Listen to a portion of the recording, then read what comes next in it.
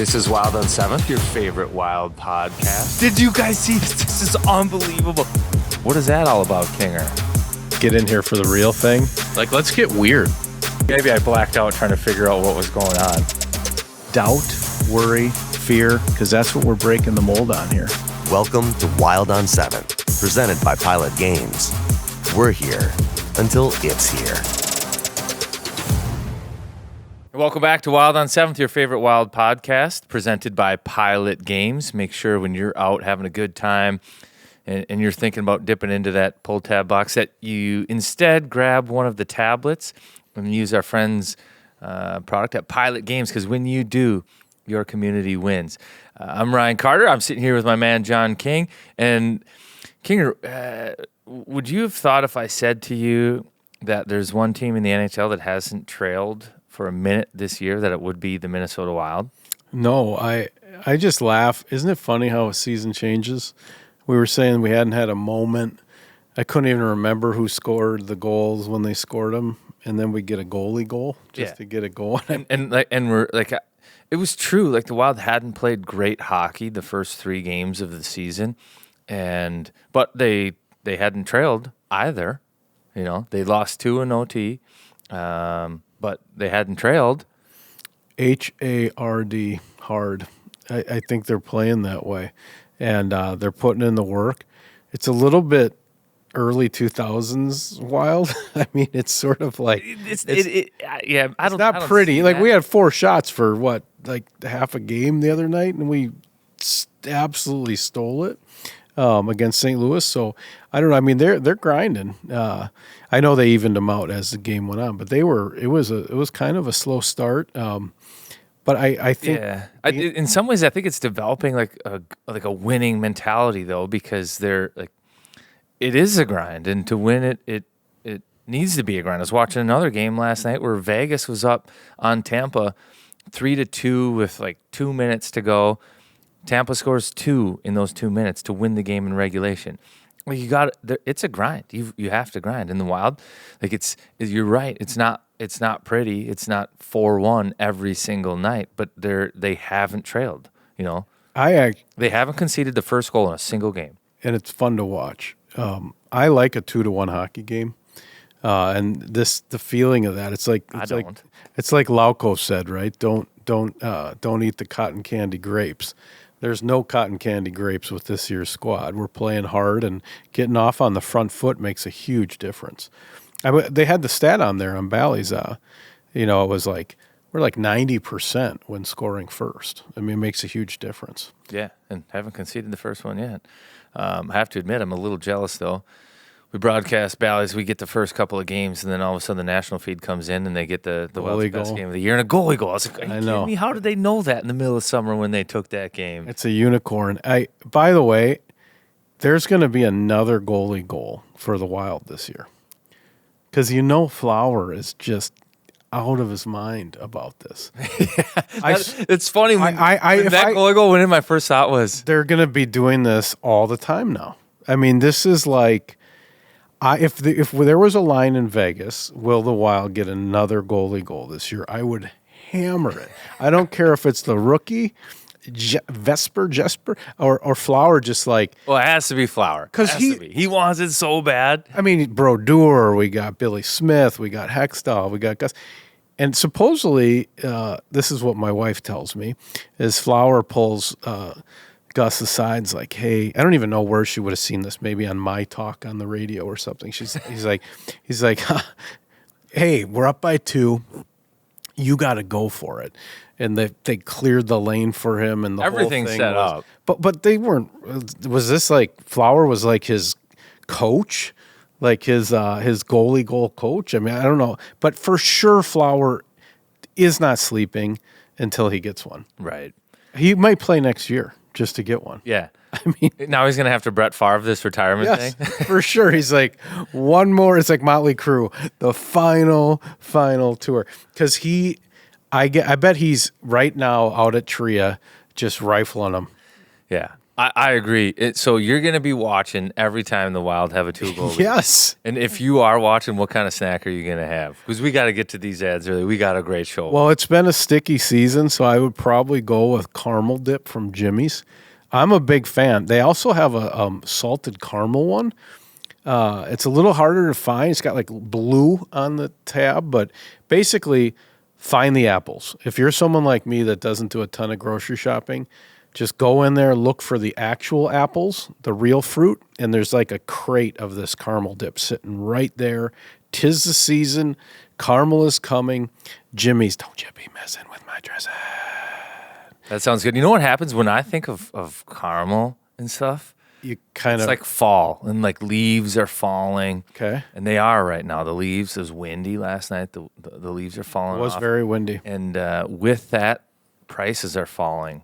There's plenty of savings to be had at this moment right now. So get ready to bundle up this season with the Aquarius Apex 15, your all-in-one high-efficiency heating and cooling system.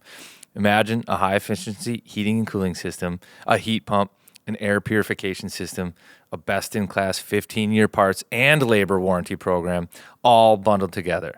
And did I mention, Kinger, to you that you could save up to $8,000 on that?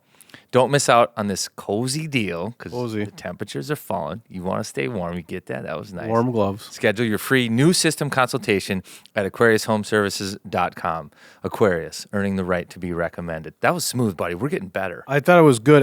I think you got to make more of a virtue out of whatever the Apex 15 is, because that sounds like a hockey stick, right? That did, yeah. It's like a curve, right. like the Flex Apex 15. The Apex 15, your all-in-one high-efficiency heating and cooling system. Apex 15. Yeah, I like that. I don't like the whisper, though. I think that's creepy. Yeah. That might be why Kirill hasn't been on yet. But so can I give you a thought about this year's team? Sure. So Colorado, 0-4. Nashville, the Galacticos with all their superstars in the offseason, 0-4. We've had a core of guys. This team, like 3 years ago, was all about culture. Yeah, we love these guys because they love each other. This was the first year we did the podcast. Before we were even with the Wild, there was like this special, it was about the room. A couple 100-point seasons, had the little flat tire last year. But don't you think there's something to be said for just a group that's been together for some time? There's some new pieces, but I don't know. I'm sure Nashville will figure it out with Stamkos and all these guys, but I do like seeing the Central Division. You're seeing the Winnipegs and the Dallases and apparently Utah getting out of the gates quick. But I like right where we are. Yeah, We're right there. And I don't want to count my chickens before they're hatched. But how about Colorado? I know 0-4. Yeah, I love it. I know. Absolutely love it. By the way. But I think it was in the bold predictions where it's like that team is tailed off a little bit. I think that one is real. I think the Nashville one, they're guilty of maybe fat cat syndrome or feeling good about themselves a little bit. Like Big year last year. well, they read the headlines. Oh, Nashville's now the favorite. They've got Stamkos, Marchessault, Brady Shea.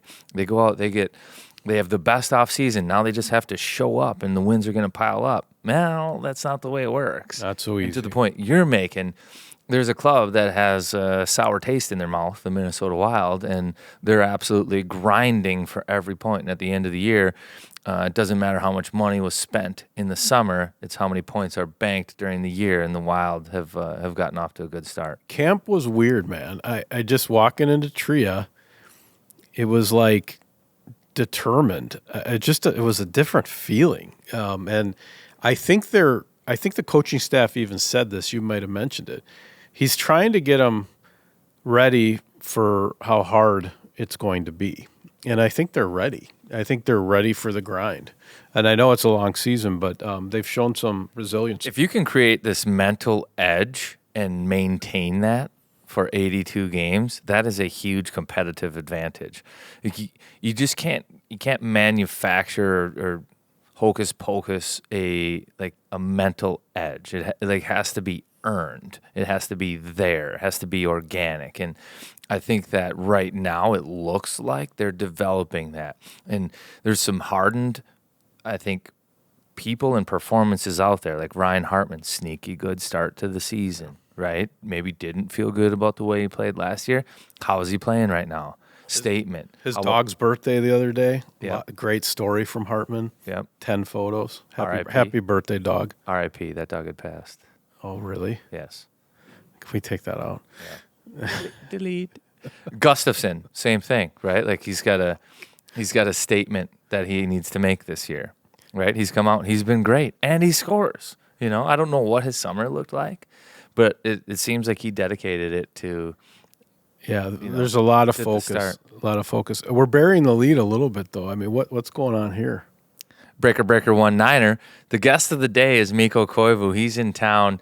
We won't spoil it right now, but I think it's an interview that everybody's going to like. So when Mikko played, he wanted to win so much, and he's of an old school nature to where it was like what happens within the locker room, within the team, that's where it stays. Like there is. Oh, I came at him a lot. He's still a captain. Yeah. But he's not going to say anything too much. Exactly. And that's even now. Exactly. That's just kind of the way that he operates. And he's not that way one-on-one, but he just there's like a code written inside of him to protect everything that occurs in the room with the hockey team, because it's that group that has the opportunity to go out there and win. And some information doesn't need to be shared. And you know, he said the reason he's on the pod is he said, I'm in town. We'll get into why in the interview, but is there anything I can do for you guys to help? And that's why he was on the podcast. So he's almost like he's still carrying the captain. Yeah, he's still got the letter. He's still, but he was willing to talk more. So you're going to see, I think in the interview, you see a side of him that you didn't see when he had a mic in front of him while he was playing.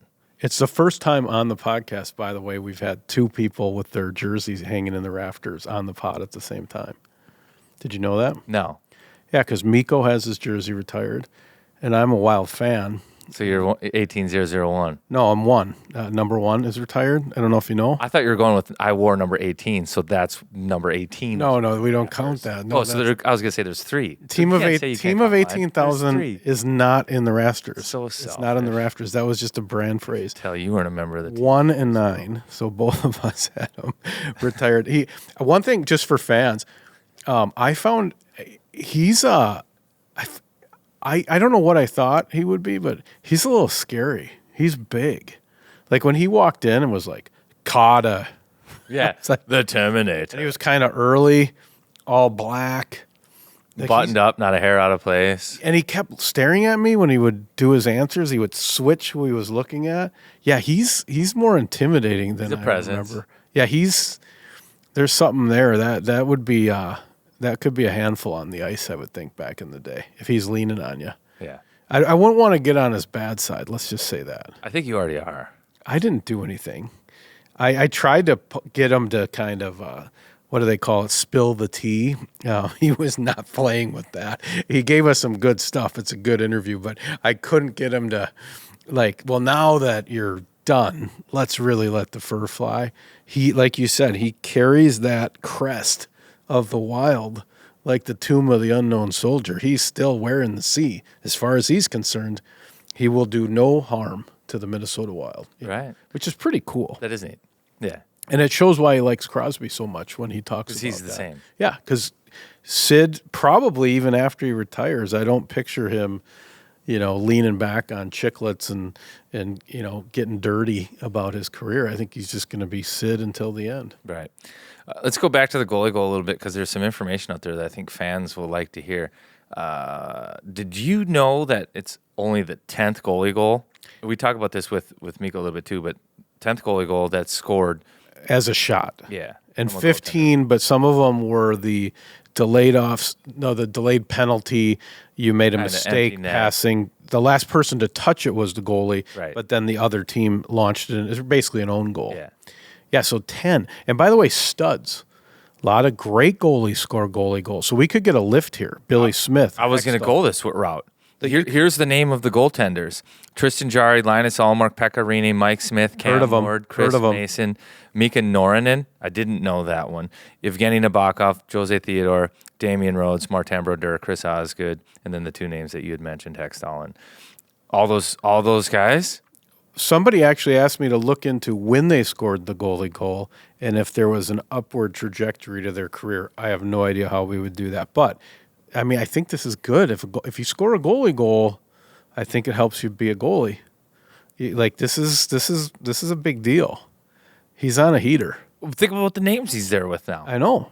He's a legend. Yeah. He's a unicorn. Yeah. This is extremely rare. It is rare. You want to know what else is messed up now? I keep thinking you're doing ad reads all the time. I have like PTSD. That one. Cub Foods? Is Cub Foods messed Hines up? has been on the bench for 2 now. So he had Renee's in Nashville. So he's kind of a goalie goal whisperer. And the other guy, John Worley, the Wild's athletic trainer, he's been on for 3. 2 No Hextall, way. 1 Gustafson. Wow. So Hextall has 2 or more than 2. Yeah. Both shots? I don't know. Wow. Yeah, by the way, Gus is playing great. It's funny, the natural tendency would be to have him on the podcast right away, just got the goalie goal, but don't you have that feeling like, no, like we don't want to do that. I don't want to talk to him right now. The opposite of like a slump buster, you don't want to. No, I don't want to talk. That's the worst thing we could do is have him come on. He's joking about the goalie goal, and all of a sudden something changes. I'm thinking of like a cyclist riding the Tour de France, and you go to hand them a water, they reach for it, and That's then they right. get off balance and fall down. Now they're no longer leading the Tour de France. The whole peloton just. Right. No, I think we stay away from Gus until he needs a little bump. Lauko got a bump. He's scoring. Yeah. I mean, he goes shelf behind the goaltender right 40. after. I mean, you come on this pod, you get paid. That's the bottom line. I did a little research on shorthanded goals too. Speaking of that, it just seems like there's shorthanded goals being scored every night across the NHL, and I'm like, man, this is nuts. Like, I wonder if it takes a little time for power plays to like get dialed, or if kills are more aggressive this year. And the numbers are up. It's not terribly significant. I think it ended last year. You get like 0.18 shorthanded goals per game. Now it's 0.25. So there is an uptick in the shorties. But yeah, Lauko, shorty, top shelf. That was a good play, a good goal. And the Wild have had timely scoring too. Power play goals when they've needed them, and shorthanded goals to take momentum away. They've scored at good times. And I think that's part of the reason why they've never trailed. Obviously, you score, it's harder to trail, but it's more teams have never been able to just capture momentum and run with it. Yeah, and you got some gamers too. Hartman's a gamer. He scores when you need it. You know, he's a playoff guy. It feels like he has a sense of the game. And when the team really needs a goal, doesn't it seem like you see Ryan Hartman with his hands up? You know, he's got kind of a new celly where he's just sort of like this. I think it's because he dropped the weight and he's just kind of showing it. He looks awesome, you know.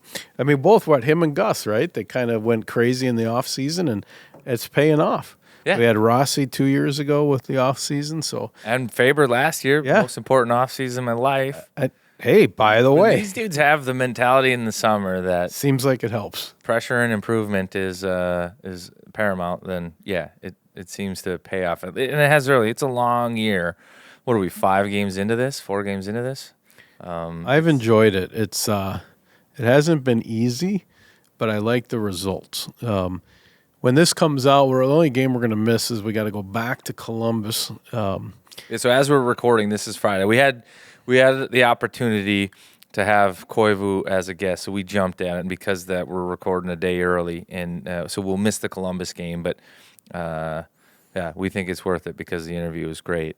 And you're going on quite a road trip. Yeah, so we'll hit the road. We'll be gone for a bit, but if they play like that and we get goalie goals, hey, no complaints from me. And I'm going on the road.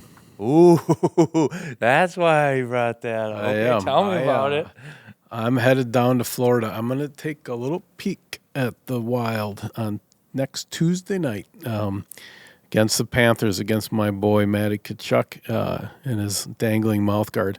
I'm very excited. I think it's a totally different experience to watch a game on the road, to be hated, to be in a hostile environment. I don't even know if I've seen the Wild on the road. Maybe a couple times, but not much. I'm super excited. You're doing the game, So, hey, if there's any Wild on 7th fans in Florida, hey, let's get after it a little bit. Look for me. I'll be down there. You'll be working on the tan? Yeah, I think it's going to be nice. 80s, maybe bringing the sticks, a little golf. You guys head right to Tampa afterwards. This is kind of a famous trip, right, for NHLers, the Florida swing. You usually get a bonus day off and maybe play a round of golf. Someone's going to get sunburned, right? Probably a little bit too much. Yeah. That stuff can certainly happen. I think this trip, teams love it more when it's January versus when it's October. Like, everybody's still sporting some tan, and they don't need the vitamin D like they need it in the middle of January. But, yeah, I think that we'll try to enjoy some good weather with the hope that it is good weather. I might want to bring a couple of business cards with me, Wild Construction. We do know that some storms flew through that area. Yeah. And it might be a long way for Wild Construction to travel, but, hey, their motto is they'll make it happen. So if any of the storm damage down there, any of the people need their roofs looked at, I'll pass out a couple cards for Wild Construction. I'm sure that'll be But helpful. If there was any storm damage from a recent storm in the Twin Cities or wherever you are in Minnesota right now, that affected your home, Wild Construction will make it happen. It's a little late in the season for them to replace your roof, but you'll have plenty of time for them to get up there right now, inspect it. If they do deem that you'll need another roof, they'll get you set up for the schedule in the spring.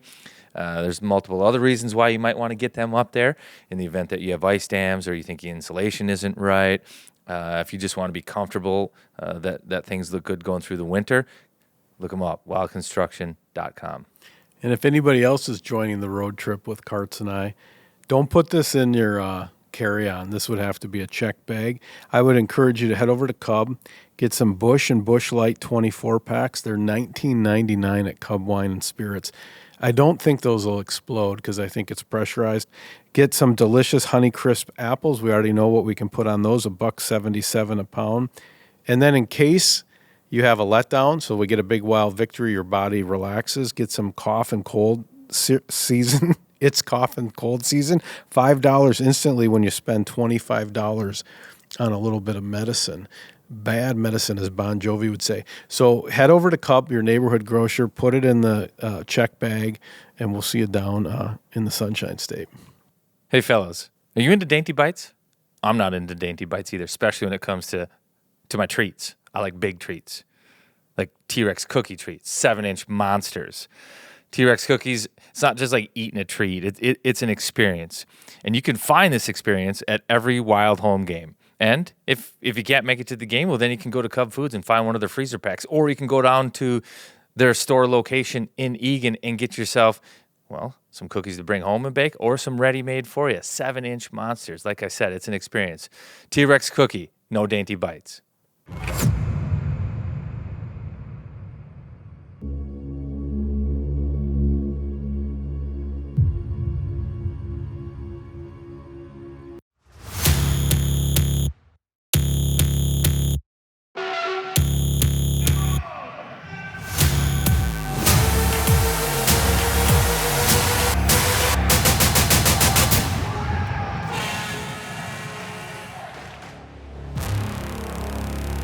It's like Curb Your Enthusiasm. It's all impromptu.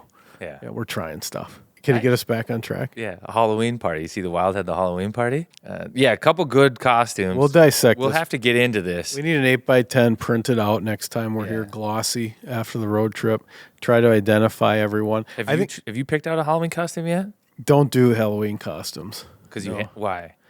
I'm not a big Halloween guy. The best years are when your kids are little and you're pulling a wagon around the neighborhood and you got just a bunch of drinks in there with like another dad.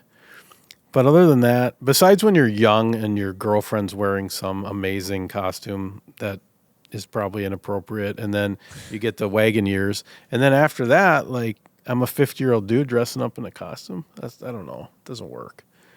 You a Halloween guy? You I don't really have like Halloween parties and stuff. You don't go. I don't like them really. I don't like it.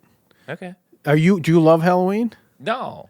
I like St. Patrick's I like Day. giving candy out and making I like the full size. kids making kids happy. Yeah. I judge my neighborhood based on how many kids come to the door. Like, are we in a healthy neighborhood? Like, we had a couple years where we only had like 8 kids come to our old house and feel like you're dying or something. That's not good. So I do enjoy people coming to the door. I love to give the full size. That's about, you want to feel rich for not much money, just give out a full size candy bar. That's like you might as well be rolling around in an Escalade. And you can get it at Cub. It's cheap. Yeah. Do you give full sizes? Lights on full size. Did you go full size? Yeah, I think I started when Bruce Boudreau was the coach here. He coached in Hershey, and I think, God. Ooh, did he do Hershey there bars? There was probably 6, maybe 3 pallets of candy bars showed up here. Actually, he was coaching in Vancouver at the time. So he was here, then went to Vancouver, if I'm not mistaken, coaching in Vancouver, but he made a pit stop here in the States. So there was a bunch of candy bars delivered to the States, and he couldn't handle all of them. So I got like a box of full-size candy bars and then was able to... You're not still giving those away now. No, but that's where it was like, you could tell that the energy spikes when you hand out a full-size candy bar. So I was like, little candy bars until you hand out the full-size, then you'll never go back. Everybody goes everybody's... Because if you go back, I think your wife's like, is there something we need to talk about? Like, it's a bad sign. The whole neighborhood knows you downshifted. Right. Yeah, once you go full like, size, you're always full size. Yeah, and then things like you said lights. Okay? How's the podcast? Lights on full size. Yeah, that's a good phrase. That's a good T-shirt. Lights on full size. What are your kids going as? Do you know? Yeah, I've got Lord Farquaad. I've got a minion, and I think I have a Lorax character. Okay, from the Save the Trees Dr. Seuss book. Yeah. Lord Farquaad has good hair. Lord Farquaad. Yeah, strong hair on Farquaad. He could have been on the all hockey hair team many times. Yeah. You got anything else for the Wild, or should we throw this at Mikko? I think people would rather hear Mikko. I would just say watch for some of the nuance. Carter's loaded for bear, but he waits. He gets him feeling comfortable, and then there's just some shots across the bow from a little bit of research. I did, as terrifying as Mikko was, I really appreciated you coming at him like that. So enjoy this. This is the one guy in the rafters besides me with the number 1 for fans, Mikko Koivu.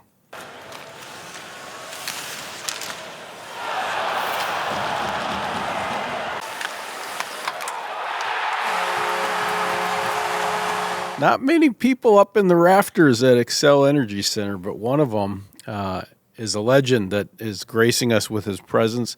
Longtime captain, owns basically every record in the book for the Minnesota Wild, Mr. Mikko Koivu. Welcome to the pod. That was a pretty good intro.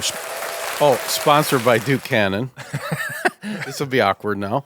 If you want to take good care of your hair. Mikko's hair is a weapon. Yeah, he looks very nice to me. He always does. He looks like something out of Slow Horses on Apple, or like he looks very nice, like kind of European cool.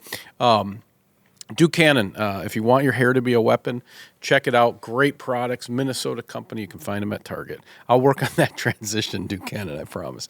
Mikko, welcome to the podcast. Thank you, and thanks for having me. Yeah, no, thanks for being here. There's not too many people that we rearranged the set for, but we hung a bunch of number 9s behind you. Oh, geez. Yeah.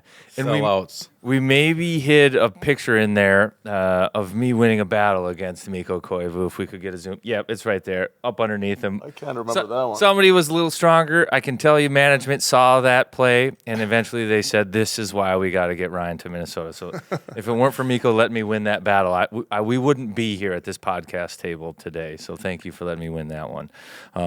How's life, my man? You're living in Finland now, right? Yep. Life's good. Live in Turku, Finland, hometown, and just coaching my kids in hockey and starting to be a little bit more involved with Finnish hockey. Joined the staff for the upcoming Four Nations Cup. Oh wow, that'll be fun. Yeah, this is that'll spicy. Be obviously still. It's a lot to learn. And but Jere Lehtinen, the GM, and the head coach Antti Pennanen, they kind of took me in, and so it's been not much yet. There's not obviously much we can do yet before you announce the team, but it's been great so far, and fun to work with those people, and obviously Finnish hockey means a lot to me, and trying to make sure that we stay good. This makes sense, Karts. So he's coming back here. He's looking at what Heinz is doing. Yep. He's got Billy.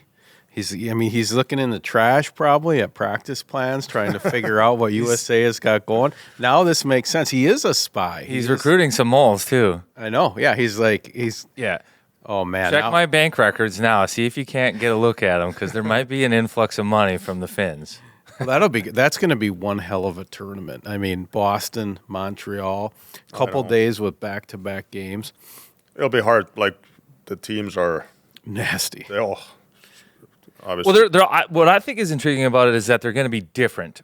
I think you've got Canada and the U.S., which are, and don't get me wrong, there's great skill in all the countries, but they're like Canada's like a little deeper with like high-end skill and stuff, and they're going to play a different style than like the Finns are. But I love the Finns and the Swedes in international play, like Four Nations and things like that, because they play like a more, I don't know, team style of game, and in those tournaments that seems to work well. I don't know. So it's setting up to be fun to watch for sure. It is, and I think, to be honest, like that's the only way we can have success. Yeah.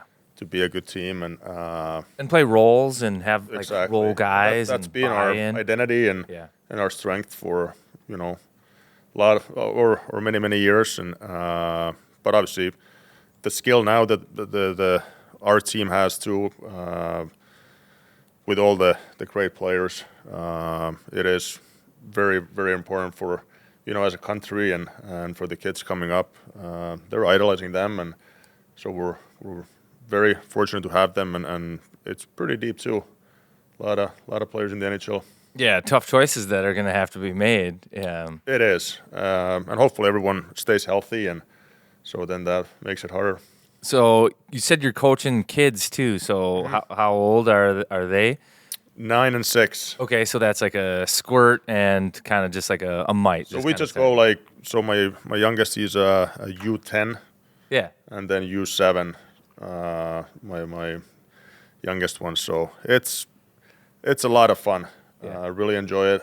We have a great group of coaches, and obviously it's fun to see the kids, how excited they are, and when they get to play a game or practice, and it's been fun. So U10, do they skate on the big ice sheet? No. Okay. Not yet. So we play 3-on-3, 4-on-4, and I think towards the end of this season that'll be the first tournament like on a big sheet. So it kind of progresses during this year for them to transition to the big sheet. Yeah. Oh, I like that. So it is good. It's obviously you don't get as much skating, but you have to, like everything is close by. It's usually it's in like the third of it, the ice that they play, and I like that. I think it's good for the kids. Obviously in practice we do sometimes, the full sheet, but all the games are in blue line and then down, and I think it's a good system. Yeah, I like it too, because if you play in the big sheet, it tends to be one or two kids that get all the skating. The better skaters and no one touches the puck. Except for those couple of kids. So you tighten the space up, everybody's involved. Exactly. Yeah. Are there crazy hockey parents in Finland, or are you guys just, our version of you is like you're taking saunas and everybody's doing it the right way and you're passing the puck and playing the game for your hometown? Are there some wingnut parents in Finland? I need to know. Are there guys on the glass with their hands like this, or is everybody just like fellowship and doing the right things? Oh, we got some of them too. Okay, good. I'm happy about that. They probably just don't say anything to you. They probably wouldn't. But in our, like I said, the coaching staff, there's a lot of us that coach, and they're great. So it's almost like going to a locker room, when you play it, and it's fun. You probably outnumber them. I mean, even when you walked in, and if you got 5 of you guys standing there, the parents probably, they don't give you too hard a time. It's still fun, even like for all of us.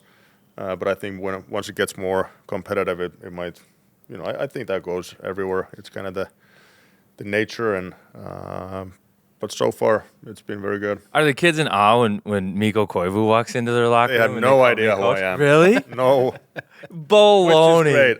I don't buy it. I don't buy it. I I just bet you- want to see Barkov and Rantanen and those guys. There's no more. Yeah. No more.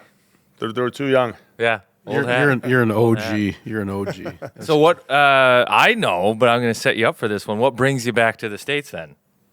Wedding. All right. Whose wedding? Mine. Congratulations. No, I know. Yeah, getting married. Wedding on the weekend, right? Yes. Yeah. Congratulations. Thank you. Yeah. That's pretty exciting. Yeah. This weekend. Great. you're This getting- weekend, yeah. Okay, where is this happening? What's it going to be like? What's your, got any? I mean, you don't have to give away any secrets, but Yeah, what's, I'm not what's the gonna give you vibe? much. What's the vibe? It's like we came in town this week, and Natalie, she's from Minnesota. Okay. So her obviously family is here, and there's not too many people from Finland. I think we're gonna celebrate that next summer back home, so yeah, very excited. It's fun to be back. It's fun to see people from here, and obviously fun for for my family too, and then get the families together. And it's a little bit of different how you guys do it here, and I kind of like that. It's a celebration of the whole weekend, and yeah, I'm excited. So when do things kick off? Like Friday night dinner, and then like groom's dinner, and then all that stuff. Yeah, awesome. That's gonna be fun. I'll pray for your liver. We gotta address the elephant in the room. Okay, so famous Finn captain, legend. We've got the Swedes have taken over the locker room at the Wild. I mean, there are so many. I think they had And another. then there's Zuccarello. And Zuccarello's a Right. Swede or a Russian, depending He's on a the chameleon. That's what he is. Yes, He'd be Finnish if Mikko was still here. Yeah, Oh, oh, You wouldn't allow it. You wouldn't allow it. he's not in the Finn club. But so we got a lot of Swedes, and they've just the Finns are gone, man. So what do you feel like you should have taken out a couple Swedes before you left because it was like a weed and it started to grow in the garden, or like how? Would you even watch the Wild anymore? It's like Team Sweden. of course I now. do. I mean, how are you adjusting with so many Swedes? I know it was tough, and that they would speak Swedish in the locker room too. That was my only rule. I said that's not gonna fly. But I think now that's gone too. Oh, that's gone. Yeah. That's gone. We understand. So And then the second most spoken language is now Russian. We got Right? It's Swedish, Russian, then English. yeah, it's different, but but they're to be honest, like I'm very happy obviously to see still Eriksson, Ek, Broads that they came up when I was still here, and the kind of players they are, obviously, but the kind of people and as a person they're great. I wanted to ask you about Ek because in some ways I see a lot of parallels to you guys as players, and he is just. We just were saying the other day he is a MVP of this team in the sense of he does so many things. Every team seems to hate the guy. He finally got his nose broken, but. What do you see when you watch Eriksson Ek, and what do you love about his game? And it must be amazing for you to see kind of how he started focusing on D, and now he really is. He does it all. Yeah, and I'm glad that he's getting recognized. Sometimes players like Ecker won't get the credit as much as they deserve. And like you said, like he does it all. Penalty kill, power play. I don't know, can't remember how many goals he had last year. Every night playing against the best players, and then that's not easy. That's obviously the physically, but mentally preparing for each and every night, knowing that you have to go against some of the best players in the world, and still you have to produce offensively, and so it's amazing. Since he was young. When he first came here. Yeah, what was he like when he Very shy. Quiet. I don't think he said one word Quiet. his first year. But it's not easy once you're, when you come from, and in his case, you come from Sweden, and everything is new. It's, the culture. You're away from home for the first time for a lot of the guys. And you're living by yourself, and then at the same time, you got to be in and try to get a spot on the team. And but he's he's been great since day one, and very, very happy for him. Yeah, there's a lot of parallels, I think, to your guys' games.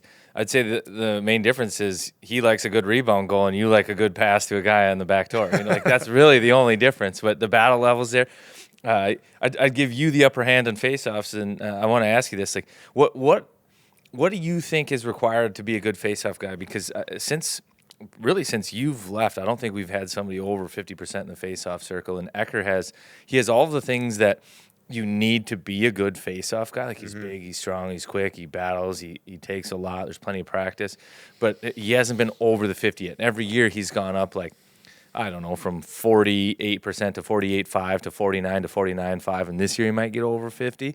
But he takes a lot of draws too. He takes like 1,500 draws a year. What makes a good centerman in the circle?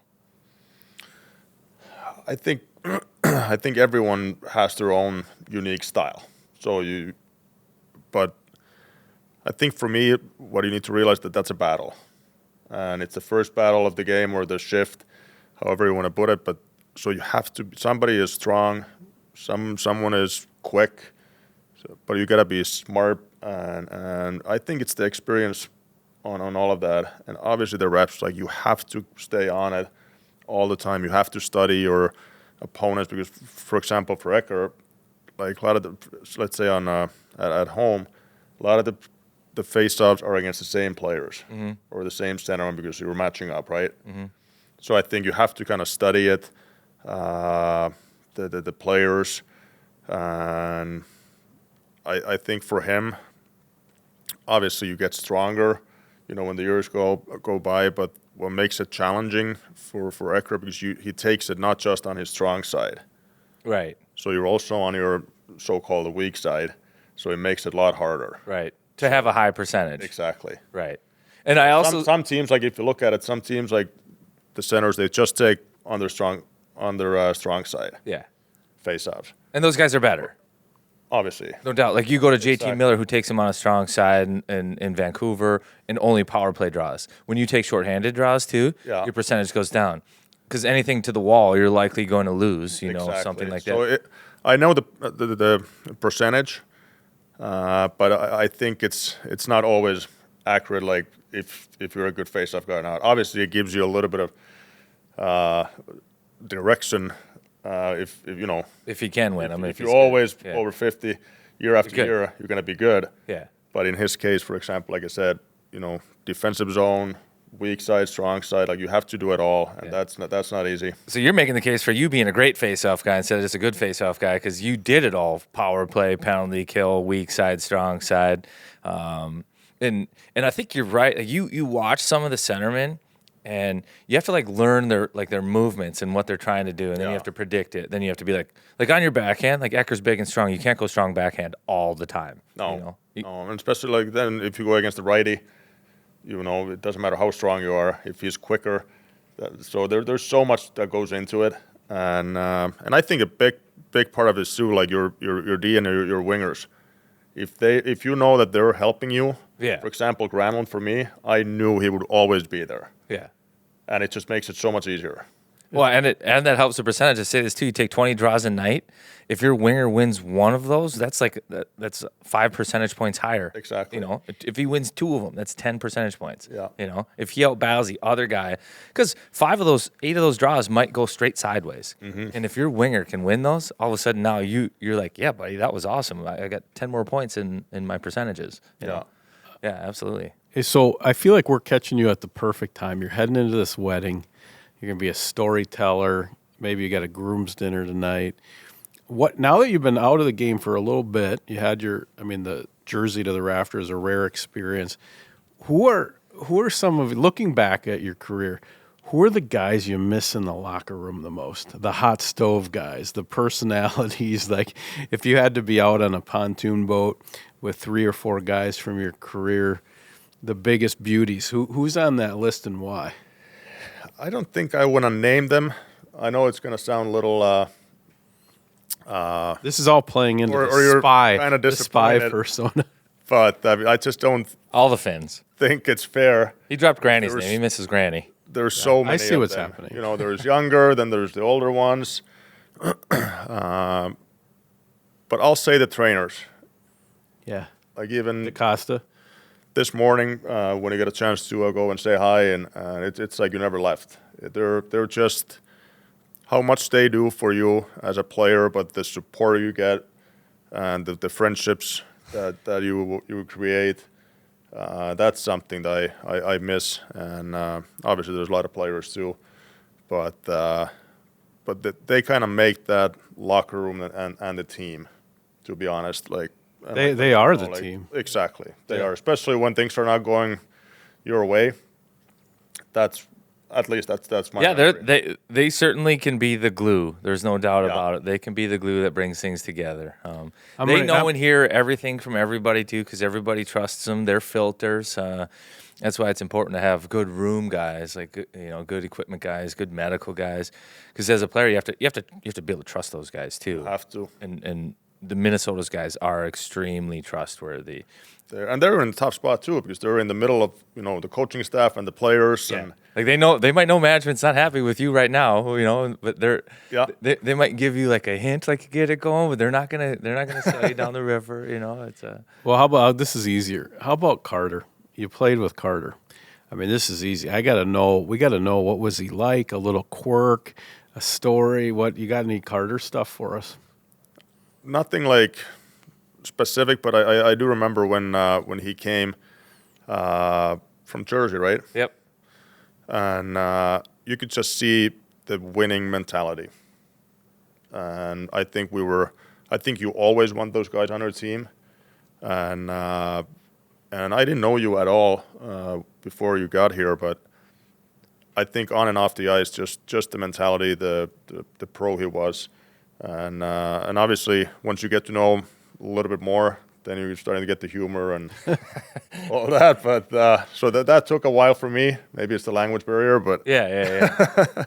but like I said, just great teammate and on and off the ice, and I think, like I said, you could see that he's been on winning teams before, and like it's as a teammate, like you play against them, but once you get them on your side, confidence goes higher every single time. Anything else you miss, like from the locker room, like sauna beers, post game maybe, or the game's kind of changed a little bit in that regard too. And I think it's okay to say, like, you used to, after the game, like you might go have a barley pop in the sauna and talk about, like, man, I can't believe this play happened, or this was close, or which is whatever so great. But now I don't think that happens at all anymore. BioSteel right into your vein, probably an IV on the bike. Beat shakes. Watch, do some eye reading with lasers, probably. Yeah, but I miss it all, to be honest with you. But I think that's natural. But I also miss the game. I do want to be involved. Sure. I'm not sure if it's going to be more of, management side of it or coaching has always been, I've been always interested about that, trying to learn the game. So we'll see. But, and where's that going to be too? But it's something that, some guys, like, they don't want to even go to the rink after they're done. But I follow a lot of hockey still, and I think it's more in the learning way, because it's an eye-opening how much time they put behind the scenes, and then either your management or player development, and obviously coaching. But I've been talking to a lot of people who's in hockey, and I think Bruno said it great once. He said that you just have to try it. You don't know before you try if you want to be a coach or in management. And but yeah, it's a great game. Yeah, how great is it to see Bruno in Nashville and getting his own team and doing well? It doesn't surprise me. I think as a player already, like, he just loves the game. Mm-hmm. Yeah, he loves it. He loves sports in general. And he was very smart. Well, he had to. He was so slow, right? So he had to figure out a way. Yeah, couldn't get around the ice, so he had to get the puck around the ice. Yeah, it's great, and I like the style of hockey that they play, and but I think it's always been about, and he's always learning. You know, that's something that he was also as a player already. And like I said, it wasn't just hockey. It was every, like soccer, football.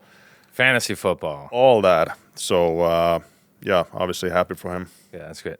So when I think of you, I think about Coca-Cola in between periods. Was it crushed ice?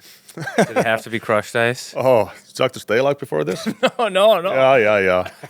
So you did the Phil Kessel? You do the straight Coke between periods?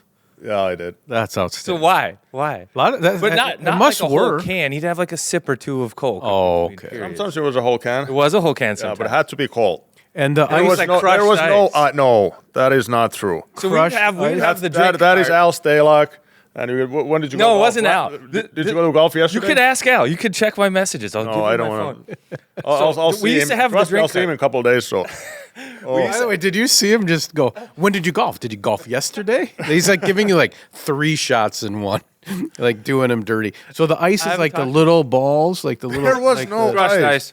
Okay, so crushed ice. All like, I wanted that it's cold. Cold. Okay. Maybe just the ice machine had crushed ice. I noticed that. But there would be a drink cart. We'd get a drink cart. It'd be like Gatorade and water and different things, and then there'd be a couple cups of ice and one Coke. It was Mikko's Coke. He was the one that would have Coke in between periods. Well, you know, when you're a captain, you take so much. You have to do so much crap. I think it's great to have a little Van Halen there. Like, yeah, that's my Coke with the crushed ice. To his point is, it didn't matter. There could have been a dozen Cokes on there if anybody wanted them, because the trainers do that much work for you. They'll make it easy for you to just have to focus on playing hockey. I'm more wondering, why Coke? Why was that the drink? Well, first of all, it was only between the second and third. Thanks for clarifying. So it's routine. Hey, kids listening at home, it's only between the second. Yeah, and don't do it. That's how. When I went, by the way, when I went to Columbus then for the short period time there at the end of my career, and when I told the trainer that, can I have a Coke between, After the second. Yeah, he's like, what? He's like, no way. I said, well, I want Find it. a way. Yeah, I've been doing that for 15 years. He's like, okay, buddy, don't show it to others. He said, we don't want that here. I said, okay, that's a deal. Okay, I can hide it. But that was, I want to say hi to Rick Brownwell, Yeah. because he would Tricky. he would always make sure that the Coke is cold, and it was just I don't know, it gave me kind of energy, and just I don't know even why did I start it. And it's one of those things, like, if it worked once, then you just do it, you know? And then it was like it could be like 1 or 2 sips, or it could be the whole can, but it was just the fresh feeling or whatever, you know, like you're tired Yeah. after 2 periods already, and before you go on the ice, you just want to have that, like, okay, here we go. It's just a habit. Yeah. Any other superstitions that you had, or like only after the second period? Like, No, but I was very, like, routine orientated. Like, obviously, I don't know. Is that a routine or is Yeah, I that think it's a there's a difference. yeah. So There's routine and then there's superstition. I think there's a difference. It's close. Not really. I wasn't You like, have a routine to set yourself up, but if it breaks, it's like you're not like, this is but the I think end that of the creates world. safety, though. Yeah. You know, like you're preparing. So I was very much like I always did the things the same way, but I wasn't like Nick Backstrom. That was another level. Oh, What was his deal? Oh, Let's work through some of this. how long do we have? Let's unpack some stuff. Give us some The goodies. best one is probably, gosh, The run. I'm gonna see him tomorrow. I'm gonna see him Saturday. Can you actually show the run? The walk. Oh, well, What does he do? I'll see if I can Oh, find man. it. If we can find this, so I you got to could- hear about You this. couldn't talk to him on game day. The whole day? Yeah, so you would Nonverbal. You'd be like Backy, and he would ignore you. So he's nonverbal the whole day. game day. Okay, that's a commitment. All right. good morning, Becky. He couldn't talk to you. No, he wouldn't say good morning. And then his warm up lap was like, imagine somebody 90 years old jogging around the event level of XL Energy Center. That was his warm up. He could Okay. That barely. was on clock. Yes. Once it was like, you know, he would be staring at the clock, and once I don't know what time was it, and then he would leave. He would do a jog. Shuffle. And it was like he had Like, two it's the broken slowest- feet. a jo- you no can't one even knows. call it a jog. No, Okay, so and it's not a walk. It's not a walk.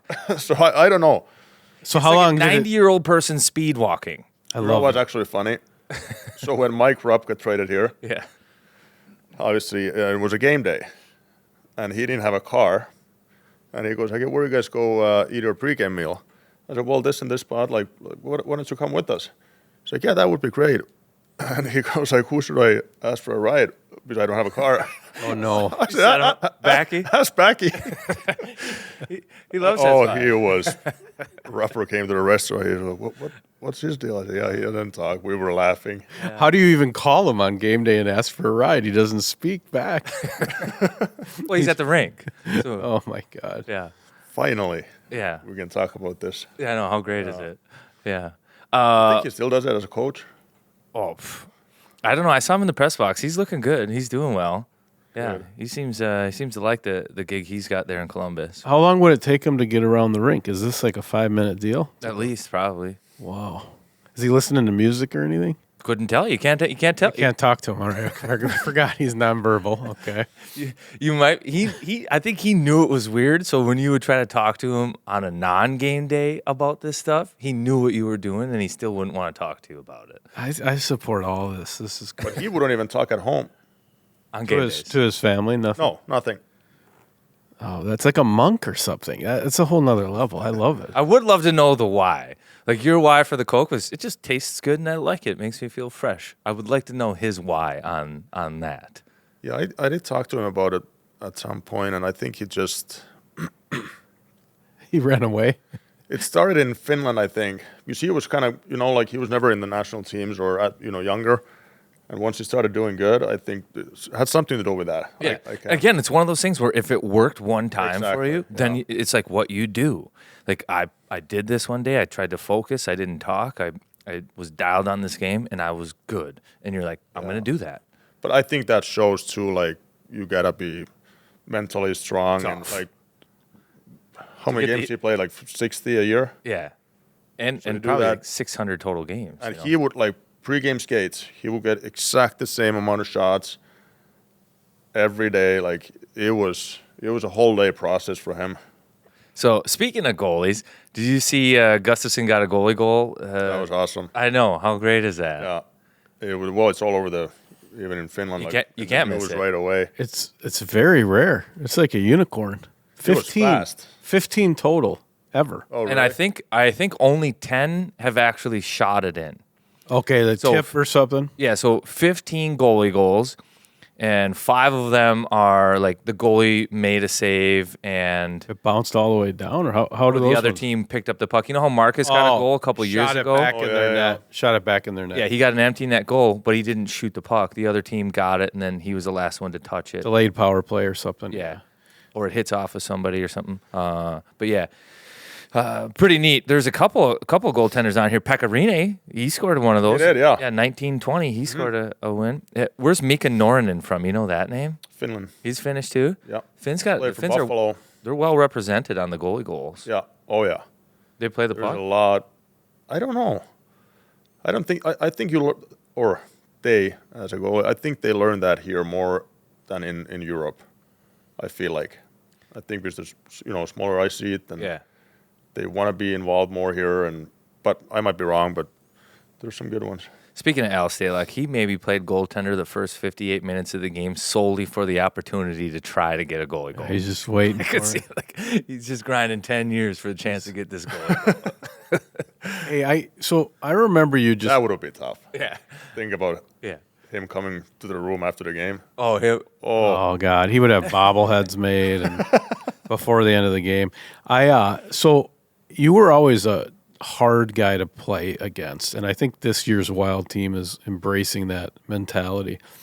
Who, when you think around the league of the guys you played against, who were the hardest for you to play against? Who got under your skin? Who did you actually just say, respect? That is one hell of a hockey player. I just love to hear about some of the guys because you were a tough bastard. So who did you respect out there on other teams? Yeah, there's a lot of them. I think, well, first, we didn't play them much, but I do think, at least for me, like, overall, the best player that I played against was Sidney Crosby. I think you just had to be ready every single night and kind of like knowing a little bit like how much you're the number one star. So it's not just hockey; it's everything. But like the way he played, that was tough. But like I said, we didn't play them much, so you don't get to know the player. Yeah. So that makes it hard too.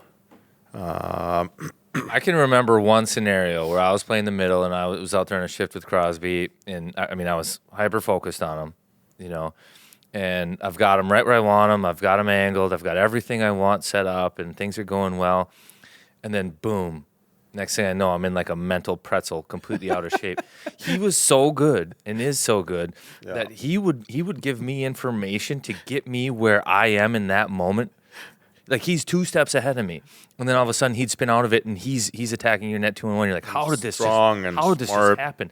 He set me up. I'm picturing you exactly I'm what picturing I you sucking your thumb on one knee after you just had him dial. After I'll always remember that shit like, because I went back to the bench after. And I was like, he played me like a fiddle. I did everything I wanted, and he walked away and almost scored. I don't get it. Doesn't make sense. And it's like he is good. It was amazing.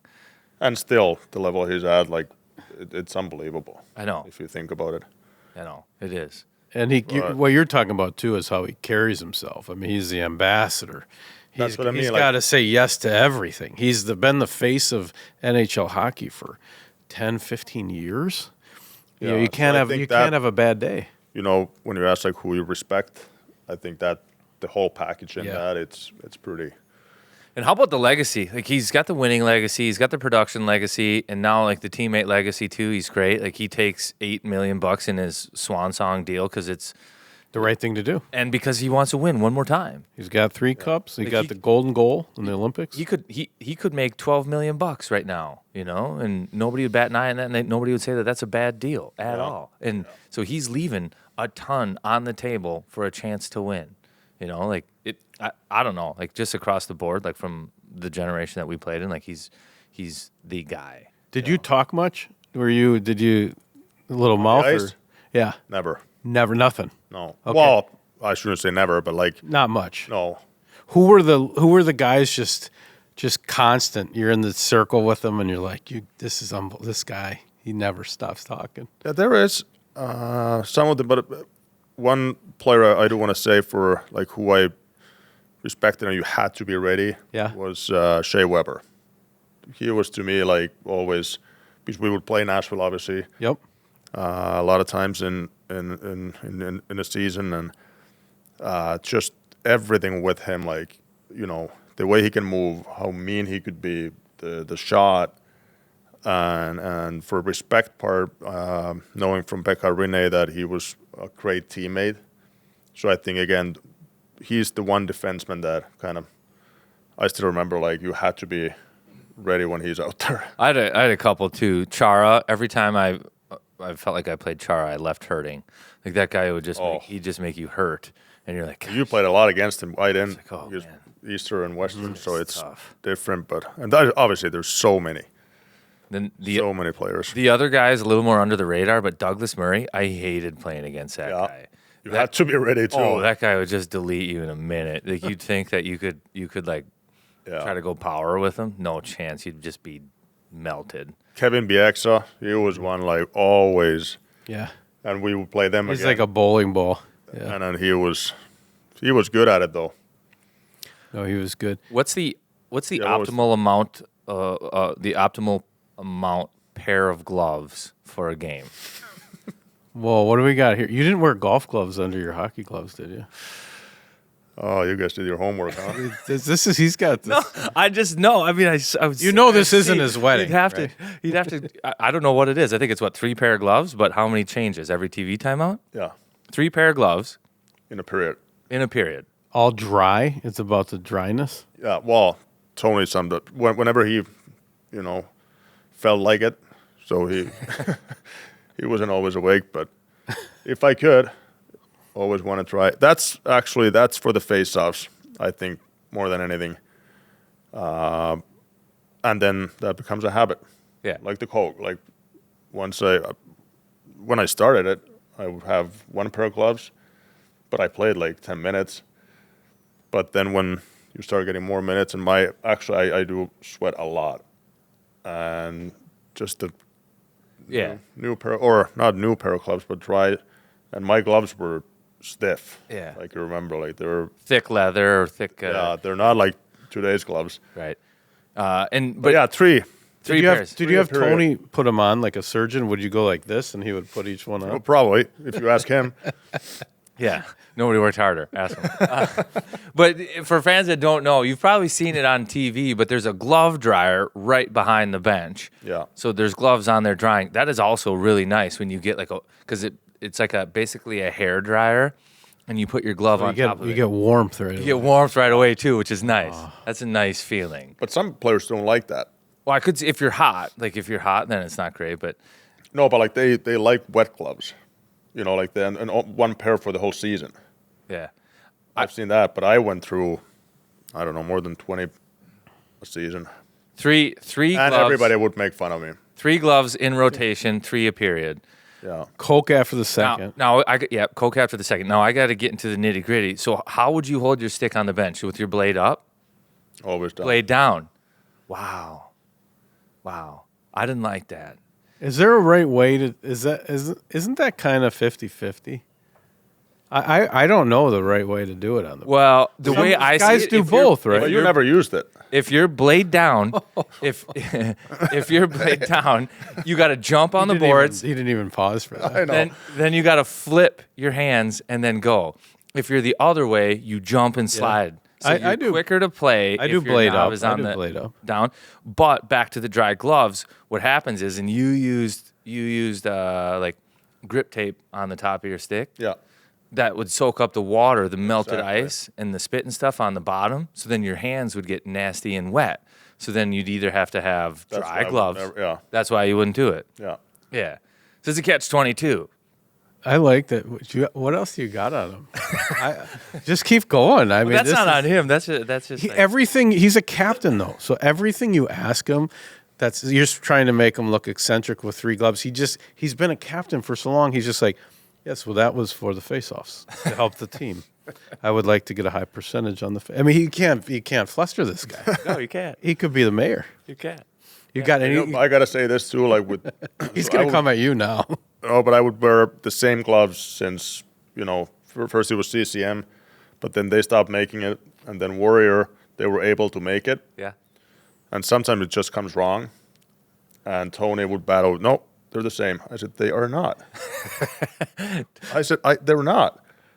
And we would almost like argue. And I'm like, please, I'm not blaming you. Yeah. But these gloves are not right. Different. Yeah. And then I would say, well, let's ask Tricky. And Tricky will go, yeah, they're not the same. I said, thank you. Yeah. Well, that was fun. That's a good dynamic. Well, Tricky was the one that had his hands on the gear. Tony did the skate. So like if he saw gear, Tony would know. Yeah. It's mostly he'd be dialed if your steel was off. You'd be like, my steel's different. He's like, you're right. But the equipment was Tricky's wheelhouse. Yeah. Yeah. Tricky's good at equipment too. Great. Yeah. Hey, so I'm asking the fan questions because I think having you on the pod is like a responsibility to a lot of the people that watch you play for a long time. When you look back on your career, what are some of the moments that the highlight that you play back in your head when you're mowing the lawn or whatever you're doing now? What are a couple of the moments? And maybe they're not the moments people think, but what are a couple moments from your career you go, man, that was truly special, whether it's a success or whatever? Yeah, or people ask me that. I think mine goes in 2 categories. It's the Finnish national team. Yep. And then it's the Minnesota Wild. And it's impossible to name one, but I just enjoyed it, like every minute of it. And I think for me, like when you first, 22-year-old kid from Finland comes to Minnesota, you don't know much about it. Obviously, you're trying to learn before you get here. And I remember we played one game here on the lockout season with Houston. Yep. Yeah. And I remember sitting at the St. Paul Hotel and calling my parents like, this is the place. Here I want to be. and it felt like home right away. And then when you get to know people, when you get to know the culture of the game here, and it's like home. And I miss that. I miss coming to the rink. I still remember the smell when you walk through the XL, the game day routine, and just the fans, how passionate they are, and in every sport. But I think it's even more special in hockey. You're right. The state tournament, college hockey, high school hockey. When you start to learn that, and like I said, you obviously create friendships, and I hope people here know how special of a place it is. Yeah, no doubt. So when I think of plays that stick out in my mind from you, one that I think about often is probably your shootout move, the backhand. You know what I'm talking about? yeah. The backhand Ding, ding, shove. bing. Yeah. Yeah. Like, what are you looking for there? Like, is that just your move? Like, did you try that one day and you're like, dang, this thing works, and you stuck with it, or? Yeah, that happened in Houston, because that was the first year they brought the shootout, if I'm not mistaken, and we would have Practice. and then and I don't know how it came, but it just that was the year. And Just forehand, bring it all the way to the backhand, and then just a there's- little chip shot, and that thing would just go. And they knew it was bullet coming. to the top. They, Yeah, and they knew couldn't it was stop it. coming, and it would. They couldn't stop it. That's baller when you're like, Yes. the guy's watching it on like the iPad, and then you still score. So good. the best memory of the shootouts. So Mikko Koivu, he was with Calgary, Yeah. and he's from my hometown, Oh, perfect one to get by. and we would obviously skate in the summers. So he knows it. Oh, Knows it so well. I'm going, and he's getting ready, and I look at him right before I get the puck, and he's like showing this. So you're up at the red line, and he's flipping. Yeah. He's like, and I was like, bring it. okay, I'll bring it, and he was barred down. Oh yeah, no doubt. It's like the goalies could It move was- it from that- forehand that to one I backhand was so lucky. fast. That one I think I was lucky, but the secret with that was timing, and it had to be fast. Like the movement had to be fast, or you had to be moving fast. Both. Like you need to have a good speed. You need to come from right angle, and then that you take it and Yeah, put it up. It has to be like yeah. fast. If I was, Talking to the goalies after, like that's what they said. Like that's why we can't get it. because you're moving so fast. Yeah, and obviously you gotta get it up. But too. you also had the ability to move your stick really far. Like your range would be long. Yeah, but it's not about that if you look at it. But there's It's quickness to that. Yeah, but it's not. If it's too far, you can't get it up. Yeah. So With leverage. it was all about timing. Yeah. If I was at a coaching seminar talking to young kids right now, I would say come in from that angle and use either the Jonathan Taves, you know, where he shoots it on the Yeah. ice, that goalie triangle, right where their stick curves and Yeah. next to the pad. He did it well. Yep. And He was, then by the way, a tough player to play against. Yeah. He was on fire in that era. lefties. This is for lefties only. Same move. Look that spot. If you don't think you can get it, then try Mikko's move because it's the But you same can't do my move same movement. if you have. Like I always decided Beforehand. what I'm gonna do So you knew before that you're going to every try time. that. That's cool. I got to ask you. Like if you're, in my case, like if you're looking 5-hole, you're already too late. I got to go once in the shootout. Have I said this on the podcast? Oh yes, let's go. And I was like, it was against. We're in. Take it we're slow. in Vancouver. Take it slow. And it's Who's in against net? Roberto Luongo. Oh. And I have a chance to like win the shootout. Come on, I can hear the And crowd. I've got like a move all planned out. I have a move that I like. Yep. And as soon as I could shoot the puck well, as soon as I got a leg over the boards, the coach goes, "Let's see that snapper carts." And I was like, "Well, son of a biscuit." Now I gotta shoot. so I skate down, I set it up, I shoot, and boom, off the crossbar, hit my spot, just missed by a little. Crossbar and out. Crossbar and in, who knows? Maybe things Change change your life. forever. I would hate when the coach comes and tells you if you don't Well, ask. I know, and I had to shoot. It was the So worst. I had to shoot. Like do this or do that, and I'm like, come on, no. Yeah. Like In hindsight, I didn't it's have in to your- shoot. I had to score. Had I just scored, like I didn't know that at the time in my Yeah. brain. I had about 3 seconds to process this. It was like, well, you better shoot. You should have waved him off. In hindsight, I wish I would have thought, just score and you can do whatever you want. Yeah, But you no have one's to gonna- score, you know? I want to hear your favorite Wild jersey. because you went through different eras. The red was very big when you were playing the Christmas kind of jersey. Mm-hmm. When you think of Wild hockey, because you got Finland national team, the Wild. What do you picture? What's the jersey you're wearing? What's your favorite Wild jersey? Oh, that's a tough one. I liked I guess my last one. Remember when they started to do like really, they're a lot smaller these days than they were. So the white on the road. Okay. So your last white jersey on the road. Did it say Minnesota or did it just have the crest? No, I like the logo. Okay. I think that's when, I know how they made it, what the logo's about. Yeah, there's a lot of stuff in there. They taught me that on the draft when I was drafted. But just the jersey, like it just sits, it's tight, it's So would it be the one that's clean. right behind you there? Yeah, that's the one. Yeah. Mine actually is the one that he has on down here. You like the reds. I like the red. Very polarizing. That would be my probably second. Yeah, and probably because it defines our era. Yeah. White and green are the colors, but red was the third jersey when we were playing here. So for whatever reason, doesn't matter. Whenever you wear the third jersey, it feels special. Yeah. Like Even now, like if you look at the jerseys it still now. feels special. 78s. Well, and this, Yeah, this deal. yeah. Like New Jersey, we had 3 jerseys. It'd be home away, red, white, and then on St. Patty's Day, we'd have one version that had some green in it, and that one was my favorite jersey from New Jersey, just because it was like it felt special, it was cool, Yeah. But the red one from that era, I think is cool. I got one more uniform question for you before I stop bugging you. I liked your style, but you went socks over the heel and socks over the tongue. So Yeah. you went socks all the way down. Yeah. Just the way you always did it, or you like the way that Always. looks? Because now a lot of people, I wasn't fast enough to use it like you did. Well, yeah, that's probably true. Honestly, but I think that's why it started. I'm like, I'm not that fast. I can't have it like that.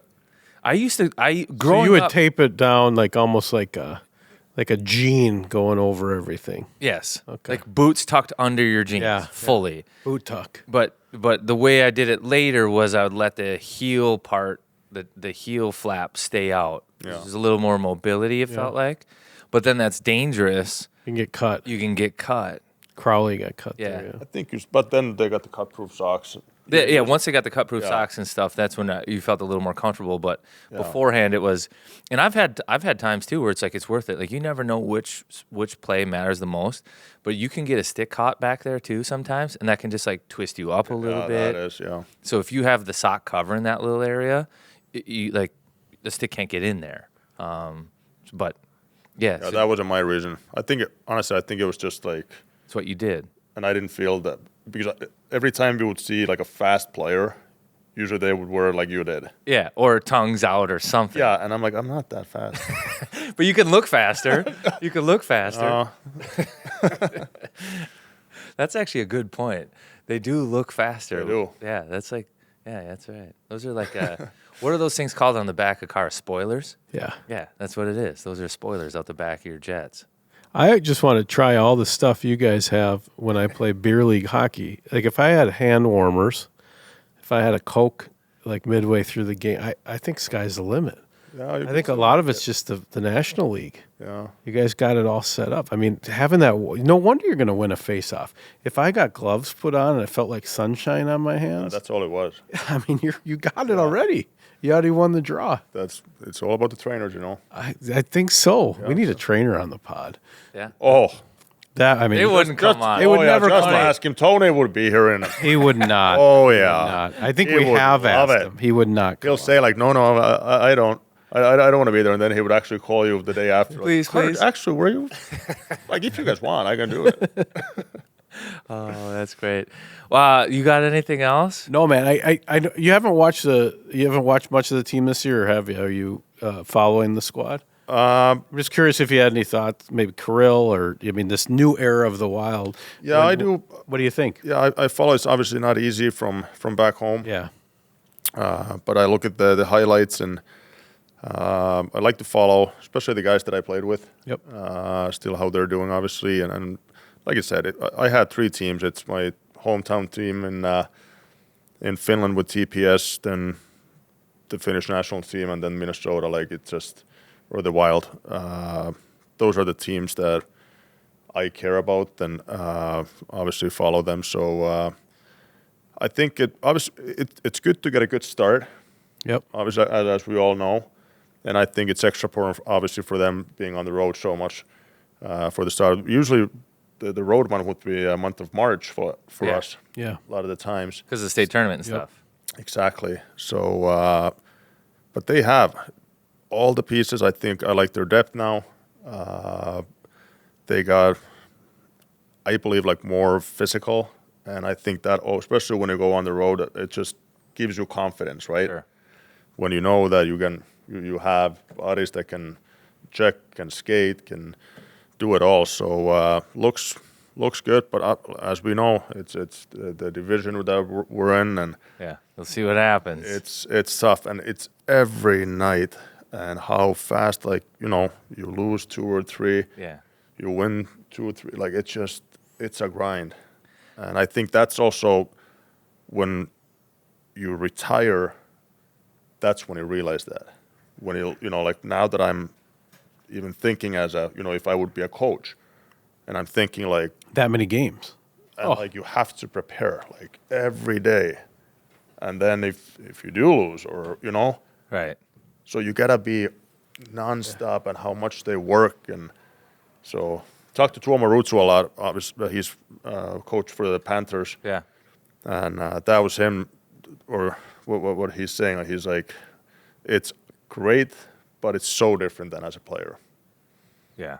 So Totally I get- see it. but back to your question, it's obviously looks good. I heard the training camp was great. Yeah, they were serious. It actually I heard that, yeah. reminds me of, I love international hockey as well, and the Finns were always just so hard. And like, especially like if you played in a bronze medal game, the U.S. and Finland, and I knew we were going to get our ass kicked in the bronze medal game because the Finns would just fight to the end all the time. And some of the U.S. guys would be like, they didn't want to be there or whatever. And I actually think the way that Wild have started this year, it is that kind of hard grind. It's And just I think it's always been the identity here. yeah. I think Since the since beginning. day one. Yeah. No, I think they're getting back to that identity. Yeah, there tried to be like a change in that. Like let's score 4 or 5 a night and kind of things, and that's fun. I think it'd be great, but it's just hard to do every single night. It is. But you can be consistent in battle every night. And I don't think without good defense you can win in this league. No, you just no, can't. no. Like it doesn't matter who you are. You have to defend because they're so good. So little kids in Finland doing the Michigan move, trying to throw it in the net. What's your philosophy on this? I gotta think you hate that. Yeah, I do. Not gonna lie. Trying to teach my son, like, come on, let's not do that. Yeah. And that's all they try to do. Yeah. And then if they can, they hit the stick. And I was like, oh, happens every practice. For half And hour. I'm just like, come on, like, don't. Yeah. What's your brother up to? Well, he's here in Yeah. Minnesota now. He's involved a little bit of everything, I would say. He's in hockey, Finnish hockey in some ways, and also in TPS. Actually, his son Atos, he got just drafted to Yeah, Montreal. okay. That's what I thought. Playing his first full year in TPS, the pro team. And his daughter, yeah, she's 20, almost 20, and so they're growing. And Saku himself is turning 50 this year, and so yeah, I think he's in a good place. He's enjoying it, and but obviously it's going to be a big change for them. Like, kids are about to move out and on their own. So, but yeah, they're doing great, and obviously fun to have them here in Minnesota. Yeah, good. Well, hey, man, congrats to you and Natalie. Have a great weekend. Thank you. Enjoy the family time. Say hello to the parents and Saku and everybody for us. Appreciate you coming on, my man. Always good to see you, and we'll talk soon. Thanks for being here. Thank you, guys.